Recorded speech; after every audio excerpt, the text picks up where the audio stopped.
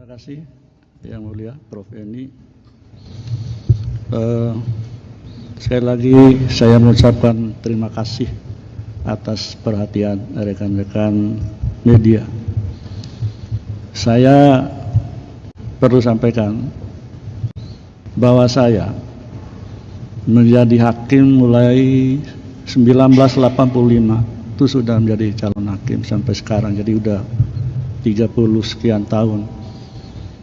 Ya alhamdulillah, saya memegang teguh sumpah saya selaku hakim, memegang teguh amanah dalam konstitusi, undang-undang dasar, amanah dalam agama saya yang ada dalam Al-Quran, sehingga saya sering mengatakan dalam berbagai kesempatan bagaimana Nabi Muhammad SAW ketika didatangi oleh salah seorang yang bernama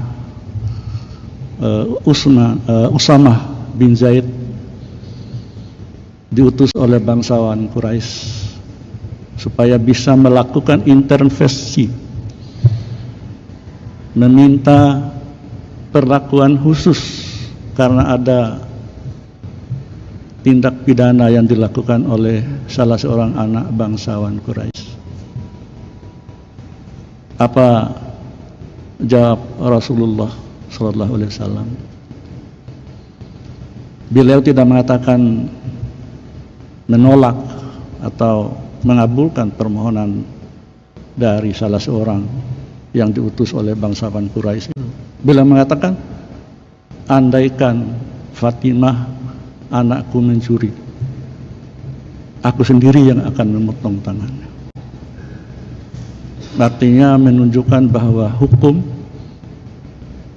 harus berdiri tegak, berdiri lurus, tanpa boleh diintervensi, tanpa boleh takluk oleh siapapun dan dari manapun. Alhamdulillah, dalam semua perkara sejak saya menjadi hakim, dan saya sesuai dengan ira-ira dalam sebuah putusan, sama putusan yang di Mahkamah Agung. Jadi saya itu hakim konstitusi yang berasal dari Mahkamah Agung. Ira-ira putusannya sama dengan di sini. Demi keadilan berdasarkan ketuhanan yang Maha Esa. Jadi putusan itu selain bertanggung jawab kepada bangsa, negara, masyarakat, tetapi yang paling utama adalah bertanggung jawab pada Allah Subhanahu wa Ta'ala, Tuhan yang Maha Kuasa. Dalam sebuah perkara apapun, itu yang saya lakukan, alhamdulillah sampai hari ini. Terkait dengan pertanyaan rekan-rekan ataupun berita yang sudah begitu luas, luar biasa, masalah konflik kepentingan dan sebagainya. Nah, rekan-rekan dipersilakan untuk membaca, mengkaji putusan Mahkamah Agung nomor 004/PUU _1/2003. Mulai dari situ kawan-kawan sekalian bisa mencermati apa sih makna konflik kepentingan, konflik of interest terkait dengan kewenangan Mahkamah Konstitusi.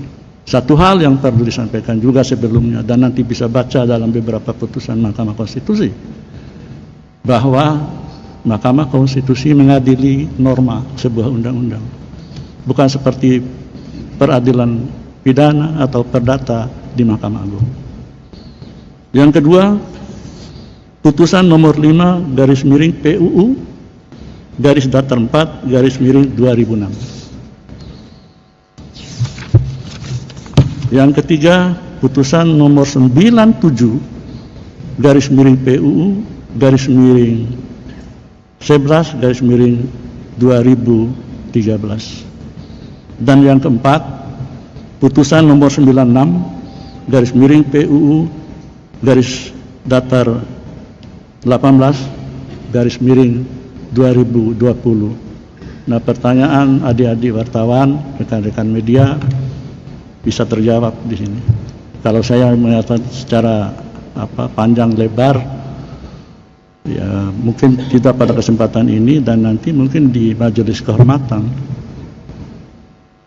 Tetapi yang pasti untuk mengetahui lebih awal apa sih makna konflik kepentingan di Mahkamah Konstitusi.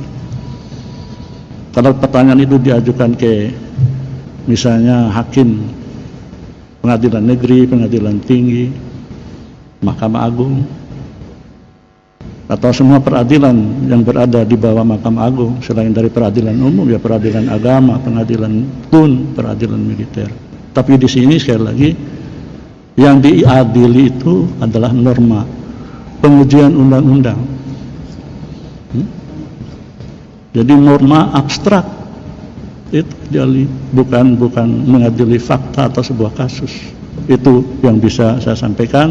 Nanti selebihnya tentu kami semua termasuk yang mulia Prof. Eni akan mempertanggungjawabkan pada majelis kehormatan Mahkamah Konstitusi.